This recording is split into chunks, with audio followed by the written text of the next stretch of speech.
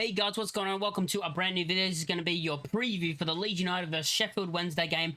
Firstly, press conference has just been done with Daniel Farke. He's done his press conference. He said Pascal Struijk will be out for 3 weeks. So Pascal Struijk's going to be out for 3 weeks with a hamstring injury. Joel Pirro is back in team training, which is very good, and we hope he starts. If he doesn't, I am so happy he's back in training because, as I've been saying, Joseph won't get us promoted.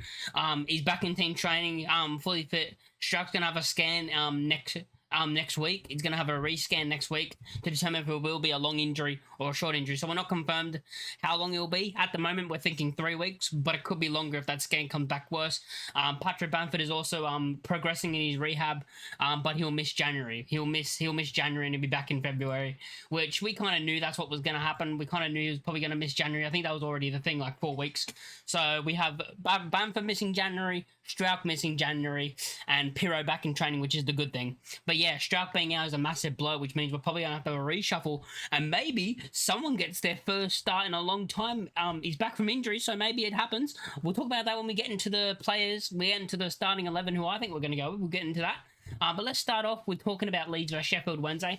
The previous 6 games we had against them, of course, last season we beat them both times 2-0. Both times last season we beat them 2-0. Before then it was a 0-0 draw, a 2-0 loss, 0-0, and a 1-0 win. At the moment, so that puts us in the last 6 games against them, we won 3, drawn 2, and lost 1 in the last 6, scoring 5 goals and them only scoring 2. So a very, low scoring, I guess, against them, with both draws actually being 0-0 draws. And yeah, so going off most of the games except for 1, it looks like it's going to be either 0-0 or 2-0. But yeah, in the league table at the moment, you can look at that now. We're in first, of course, on 15 wins, 8 draws, 3 losses on 53 points, while Sheffield Wednesday are on 10 wins, 7 draws, and 9 losses this season on 37 in 10th. If you look at their recent games, Sheffield Wednesday, the last 6 games, starting from the furthest away, they won 2-0 against Stoke, and then they drew to Middlesbrough 3-3. They lost to Preston 3-1.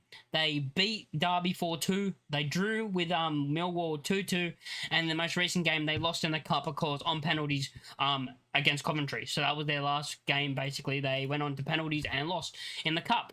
So going into this game, am I confident? Yes, but after the whole game, it's a worry. Will Meslier start and goal? Now, I think Farke's going to go with Meslier, but what we've heard, I think he's going to back Meslier and start Meslier. Is that what I want? Probably not, but I do think that's what's going to happen. Meslier will start in goal. Then you're going to right back. I think Bogle starts at right back. I think that's simple and easy. The centre-back partnership, I think, is going to be Rodon and Ampadu. I think he puts Ampadu back at centre-back, and it'll be a Rodon and Ampadu just like last season, since Struijk will be out. And then I think Barham's going to be at left-back. I think that's going to be the defensive 4 and the keeper. Then the 2 in front of them. Who are we going to go with? Are we going to go with Tanaka and Roffa, or are we going to go with Gruev? Is Gruev going to get a start? I kind of think if he's fit, I think Gruev gets to put him back in the team. I think it will actually be Tanaka and Gruev. I think it's going to be a midfield 2 of Tanaka and Gruev. That's what I think will happen. Now, do I expect that 1,000,000%? And will I be angry if it's Rothwell and Tanaka? No, I won't. But I have a feeling maybe Gruev gets his first start. So that's what I'm going to go with. I'm going to say it's going to be Gruev, Tanaka, and then the front 4, I think, picks for itself. James on the right. You're going to have Solomon on the left. You're going to have Aronson in the middle and back in team training, so I'm guessing he's going to be fully fit. Joel Pirro will start up top. In this game, I'm going to go with a 2-0 Leeds United win. Let's make it 3 2-0s in a row. Goal scorers, let's go with Aronson getting a goal. I think Aronson gets a goal. And I think Dan James gets a goal. 2 goal scorers, 2-0 win. And as I said, a massive blow having Struijk out for 3 weeks minimum. Hopefully that's it. And maybe now we have to actually look for transfers, by the way. Maybe that makes us actually, look for transfers, as we said. Now that we've got Struijk out, you're looking in a bit thin in defensive areas, especially if there's a defender out for a long time, and like if it comes back and he's out for longer than the 3 weeks, if the rescan comes back and he's out for longer than 3 weeks, well, we have to bring another player in as centre-back. But you look at it and you go, do you put Voba there? That's another option that could be a centre-back that I wasn't actually thinking. Instead of Ampadu, does Voba start next to Struijk? That's an option.